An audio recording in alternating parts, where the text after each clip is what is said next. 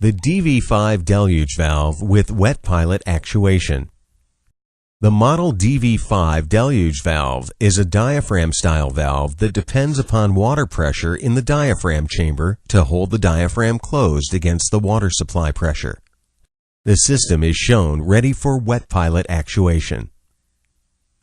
The water supply contains water under pressure, shown here in blue. This is also connected to the diaphragm chamber, the wet pilot actuation system, and the manual control station. Air open to atmosphere is in 3 locations, shown here in orange. 1. The system pipe to the open sprinklers or nozzles. 2. The water flow pressure alarm switch and automatic drain valve trim. 3. The trim which connects to the automatic shutoff valve.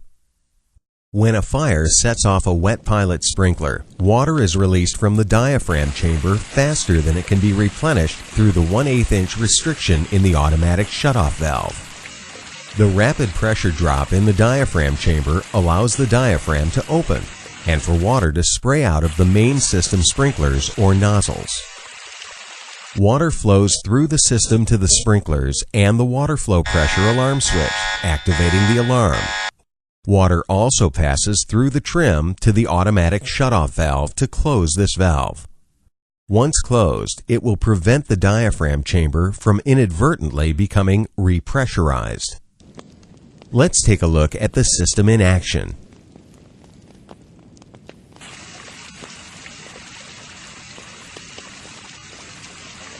To reset the valve after the fire is under control, the main supply valve is manually closed to shut off the water supply, and the diaphragm chamber supply valve is also closed. Then the main drain valve and the system drain valves are opened to drain water from the system. Once the system stops discharging water, close all drains except the main drain valve.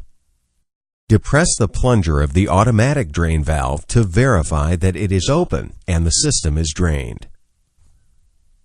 Clean the Y strainer in the diaphragm chamber supply connection trim.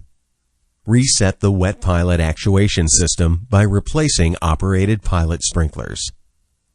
Open the diaphragm chamber supply valve so the diaphragm chamber can return to full pressure.